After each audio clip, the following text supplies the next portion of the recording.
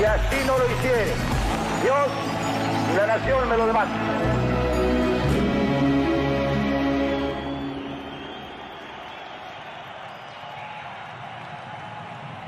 El programa de Perón, ahora ascendido a teniente general, se basa en la idea de una alianza de clases. Un acuerdo entre el capital y el trabajo, garantizado por el poder del Estado. Y que todos podamos continuar esta cruzada sin que ninguna de las fuerzas se disocien para ser más fuertes, para servir a la patria y para sacrificarnos si es preciso el día que llegue la necesidad. Argentina, en 1946, atraviesa una situación económica favorable, lo que hace que el plan de Perón dé buenos resultados rápidamente. Es en este marco favorable que el nuevo gobierno lanza su primer plan económico, el Plan Quinquenal. El presidente de la República, general Juan Perón, se apresta a dar al país uno de los mensajes más trascendentales de su vida de nación organizada. La puesta en marcha del Plan Quinquenal, proyecto en el que se expone una nueva estructuración de nuestro sistema económico y social. Este plan se cumplirá en el 100%, dice el presidente. Si no nos alcanza el día, trabajaremos de noche. El Plan Quinquenal se propone cambiar el perfil económico de la Argentina. Pasar de un modelo exclusivamente agroexportador a una economía de base industrial. Para eso, es vital expandir el mercado interno, incorporando al consumo a los sectores populares. En la política económica de Perón hay una institución que cumple un rol fundamental, el IAPI, Instituto Argentino de Promoción e Intercambio, que transfiere parte de las enormes ganancias del campo al desarrollo de la industria nacional. Extranjeros eran los teléfonos, extranjeros eran los ferrocarriles, extranjeros eran los barcos, extranjeros eran los elevadores de granos. Todos se lanzaban vorazmente sobre el trabajador. En estos primeros años de gobierno se nacionaliza el Banco Central, los servicios telefónicos, el gas, las usinas eléctricas, los ferrocarriles y los puertos. Y se realiza una gran cantidad de obras públicas destinadas a proveer de energía a una industria que ahora construye aviones, autos y locomotoras. Durante el primer gobierno peronista se construyen en el país 217.000 viviendas destinadas a familias obreras. Se inauguran 8.000 escuelas. Con el auspicio de la Fundación Eva Perón se levantan 4.300 centros de salud. Se contempla con verdadero amor el problema del humilde, hasta hace poco desheredado social. La esposa del primer magistrado, Eva Perón, se entrega con vehemente dedicación a la obra humanitaria y dignificadora. Los niños, a quienes el general Perón otorgó privilegios únicos, son grandemente favorecidos en la cruzada social. Los salarios aumentan notablemente, lo que genera que los sectores de menores recursos aumenten el consumo de bienes y servicios relacionados con el bienestar.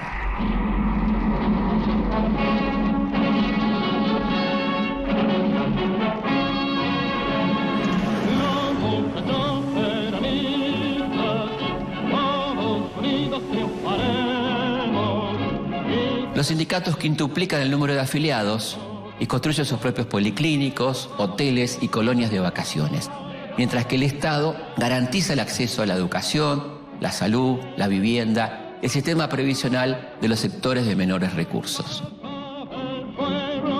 Estas cifras alentadoras hacen cada vez más popular a Perón entre los trabajadores, que comienzan a ver al presidente también como un gran líder político.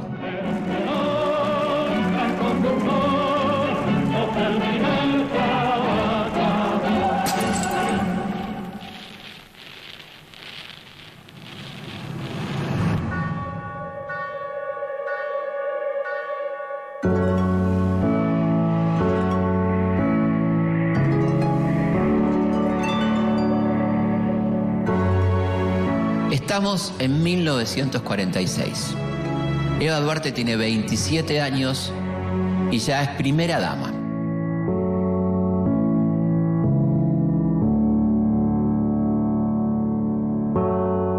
Evita es muy distinta a las anteriores primeras damas.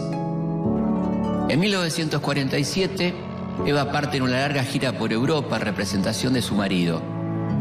Esta gira incluye una visita a España con el objetivo de firmar un acuerdo de cooperación económica. Y pueden ustedes tener la plena seguridad que voy al viejo mundo con un mensaje de esperanza y de paz, pero que voy también representando al pueblo trabajador, a mis queridos descamisados.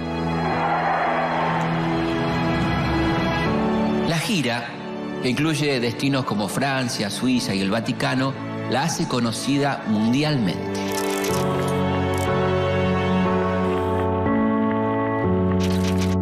El éxito del viaje le da confianza en sí misma. Por eso cuando vuelve da un drástico giro en su rol de primera dama.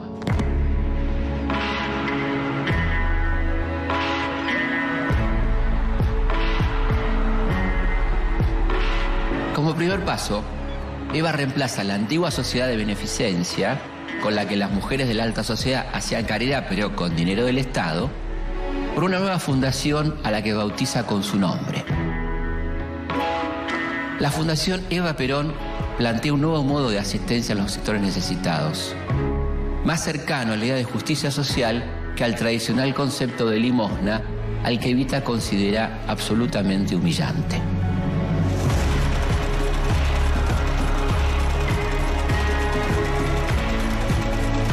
La Fundación construye viviendas obreras, policlínicos y hogares de tránsito para las familias más carenciadas. Se estimulan las inclinaciones vocacionales de la juventud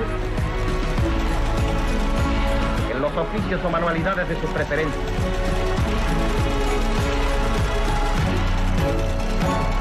Al mismo tiempo promueve eventos deportivos, distribuye juguetes y crea bolsas de trabajo. En paralelo a su labor por los más humildes, Evita impulsa una importante reivindicación de género, el voto femenino. ¿Quiere decir entonces que nosotras también decidiremos? Sí, ustedes ahora también decidirán quiénes serán los más capaces de llevar a la Argentina a los grandes destinos que tiene asignados. Pero para nosotras es mucha responsabilidad. Ese es el gran honor que se nos ha dispensado gracias a la lucha de Eva Perón. Reconocer que nosotras, las mujeres argentinas, merecemos la enorme responsabilidad de decidir también el destino de la patria. La lucha por el voto femenino no es algo nuevo. Desde hace 5 décadas es llevada adelante por las agrupaciones socialistas y feministas. Incluso en 1927, en la provincia de San Juan, las mujeres pudieron votar. El gobierno presenta a Evita como la principal impulsora de esta causa, lo que genera un gran malestar entre muchas mujeres feministas. Pero a pesar de las críticas, la iniciativa llega al Congreso y para el año 1947, la ley de sufragio femenino es una realidad.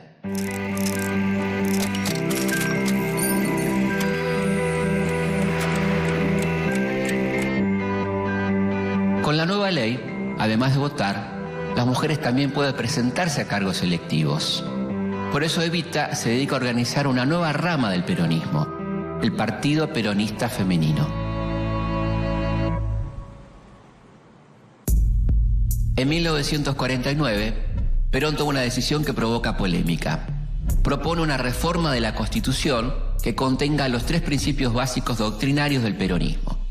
En solemne sesión especial, el general Perón expone su pensamiento sobre la reforma constitucional y con ella sabe lograrse una nación socialmente justa, económicamente libre y políticamente soberana.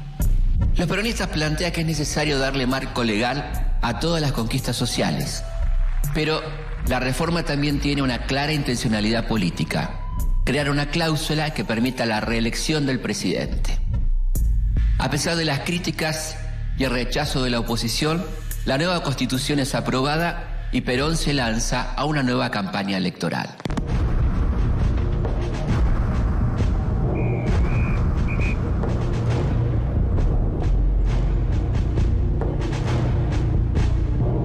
Pero para 1949 las cosas comienzan a cambiar.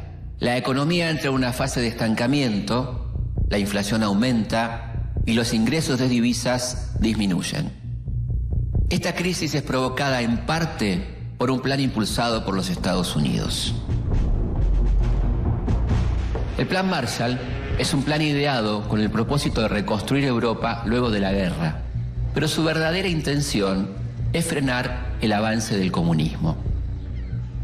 Por medio de este plan, el gobierno norteamericano compra alimentos en su país para luego donarlo a sus aliados europeos, lo que provoca el derrumbe de los precios internacionales. A este plan se suma un deliberado boicot a los productos argentinos. Como si todo esto fuera poco, 2 años de terribles sequías arruinan los cultivos y matan al ganado. Por otro lado, se da un fenómeno inflacionario muy particular. De 1946 a 1949, creció tanto el poder adquisitivo de los trabajadores y fueron tantos los argentinos que el peronismo integró al consumo, que los empresarios y comerciantes, en lugar de producir más para satisfacer la demanda, aumentaron de manera exagerada los precios y la inflación se disparó a límites poco acostumbrados. Comienza la década del 50 y se acercan las nuevas elecciones. La gran pregunta es, ¿quién va a acompañar a Perón en la fórmula presidencial?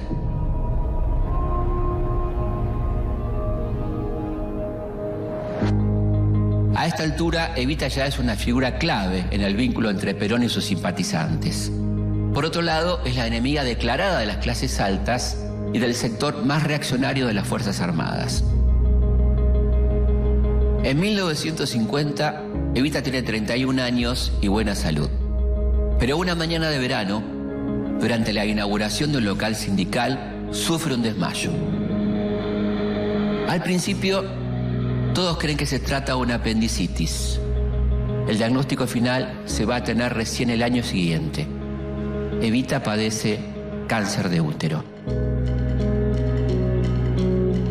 A pesar de su enfermedad y de las presiones de los sectores oligárquicos, eclesiásticos y castrenses, que no la quieren como candidata a vicepresidenta, a mediados de 1951, la idea de una fórmula Perón-Eva Perón sigue adelante con el apoyo de la CGT y del Partido Peronista Femenino.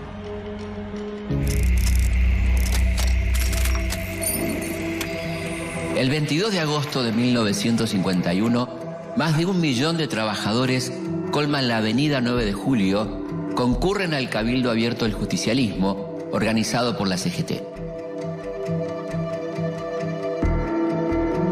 En el escenario, ubicado al frente del Ministerio de Obras Públicas, todos esperan la llegada de Evita y la confirmación de su candidatura.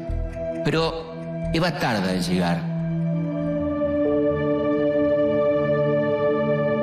Al llegar la noche, aparece Evita y se produce uno de los diálogos con las masas más interesantes de nuestra historia.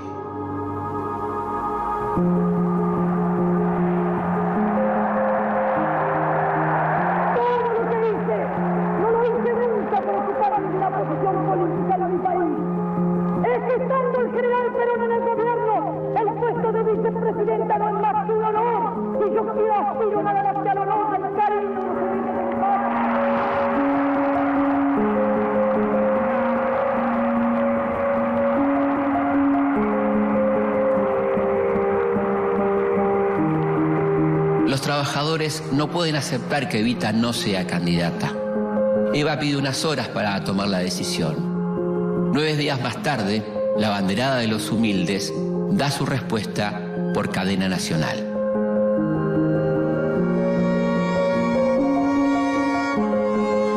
Habla doña Eva Perón.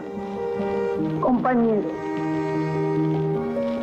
quiero comunicar al pueblo argentino mi decisión irrevocable y definitiva de renunciar al honor con que los trabajadores y el pueblo de mi patria quisieron honrarme en el histórico Cabildo Abierto del 22 de agosto.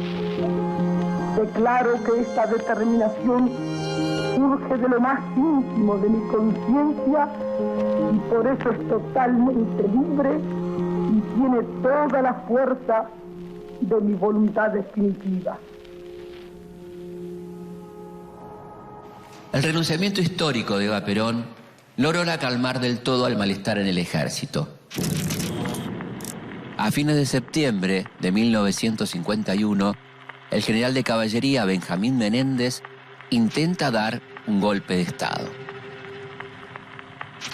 Pero la falta de apoyo dentro de la fuerza y la mala planificación hace que el intento fracase.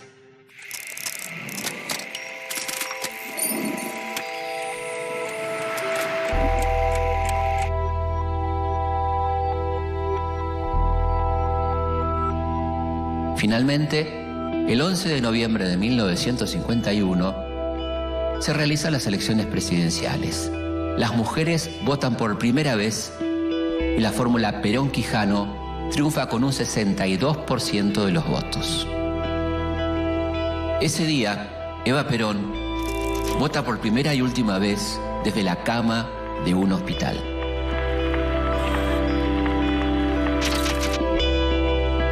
El 4 de junio de 1952, Evita, visiblemente desmejorada, aparece por última vez en público para la asunción presidencial de su esposo.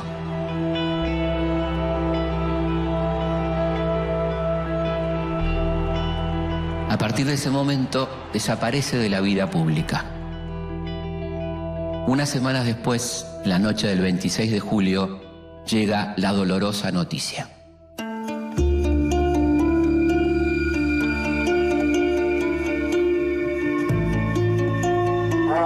Secretaría de Informaciones de la Presidencia de la Nación, el penosísimo deber de informar al pueblo de la República que a las 20:25 horas ha fallecido la señora Eva Perón, jefa espiritual de la nación.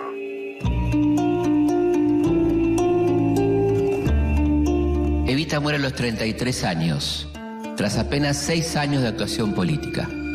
Fueron pocos años, pero tan intensos que su presencia continúa imborrable a pesar del paso del tiempo.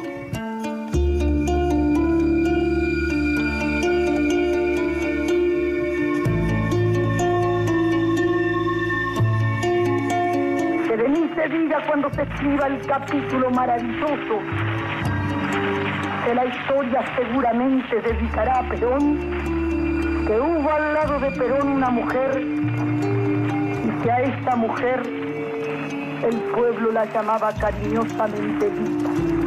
Nada más que Evita.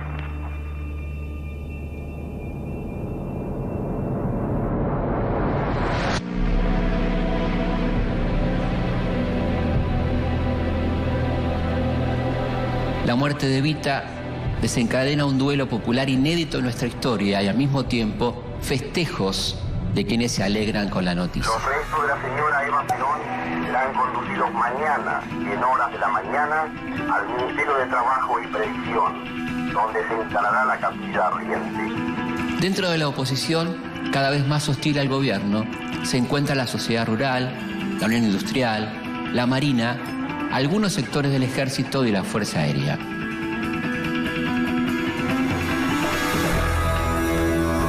A los que se suman todos los partidos políticos no oficialistas que no están de acuerdo con la manera con la que Perón conduce el país.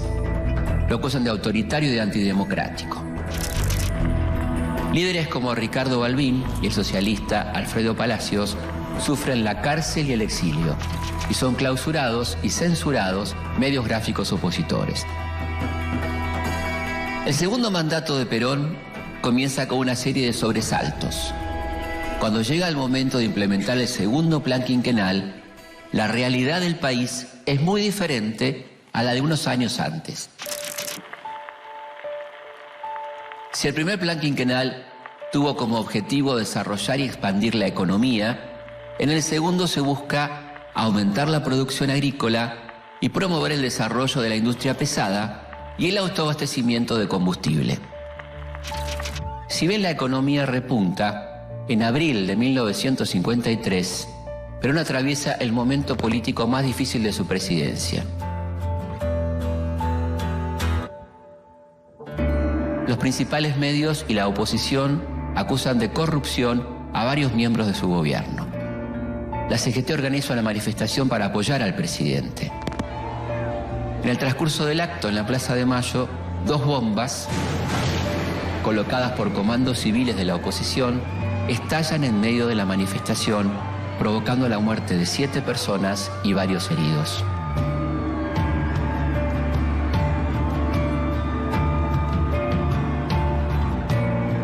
Esa misma noche, grupos de militantes peronistas toman represalias por las bombas e incendian los principales locales de la oposición. El conflicto entre Perón y sus opositores se agudiza. Para descomprimir la situación, el gobierno dicta una amnistía y libera a 4.000 presos políticos. Pero ya es demasiado tarde. La relación de Perón con la Iglesia Católica ya no es tan cordial como durante el primer gobierno.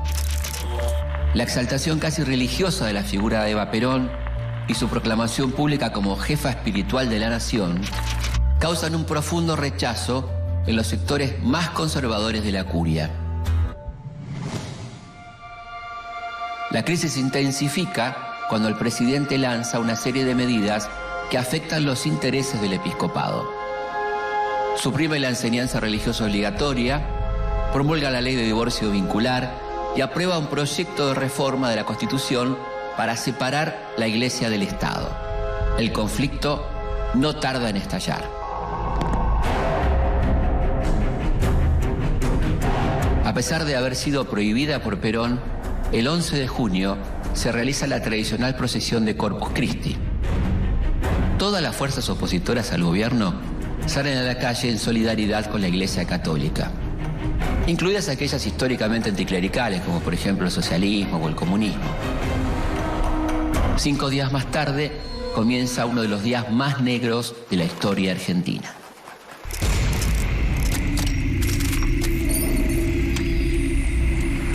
El mediodía del 16 de junio, una escuadra de 30 aviones de la Marina de Guerra y la Aeronáutica llegan al centro de la ciudad de Buenos Aires con un único objetivo: matar a Perón.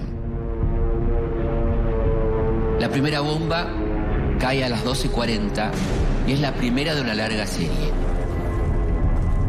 Una de las bombas impacta en un tranvía y mata a todos sus ocupantes.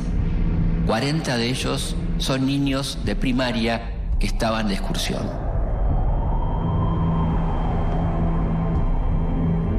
Esa mañana, Perón había llegado bien temprano a la Casa Rosada, dispuesto a trabajar como en un día normal.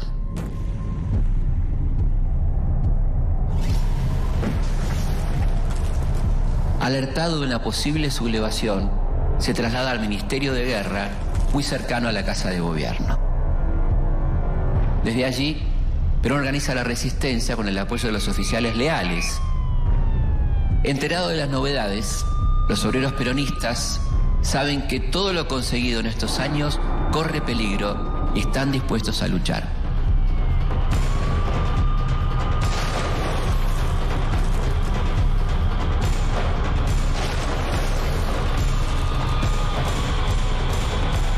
Perón intenta detener la movilización obrera. Valora la entrega de los trabajadores, pero no quiere que haya más víctimas. Igualmente, no puede evitarlo. Durante 5 horas, las naves arrojan más de 15 toneladas de explosivos sobre la Casa de Gobierno y sus alrededores. Cientos de civiles indefensos son alcanzados por las bombas.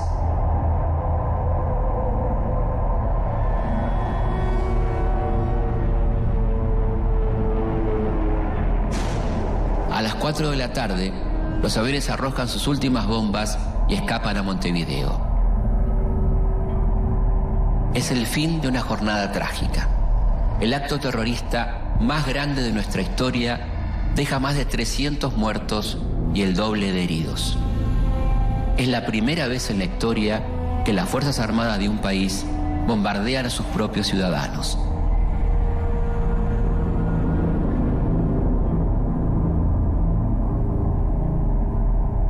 Pocos días después del bombardeo, el presidente intenta una pacificación, pero estos deciden aumentar la presión.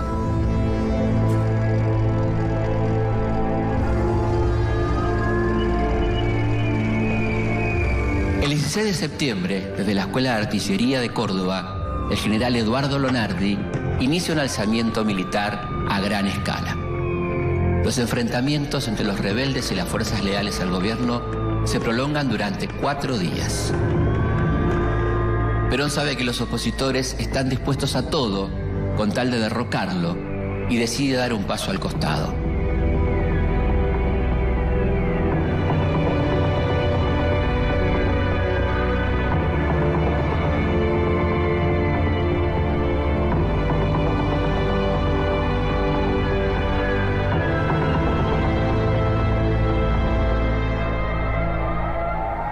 El 20 de septiembre de 1955, a las 2 de la madrugada, abandona el gobierno y se refugia en la cañonera paraguaya Humaitá. Es el comienzo de su largo exilio.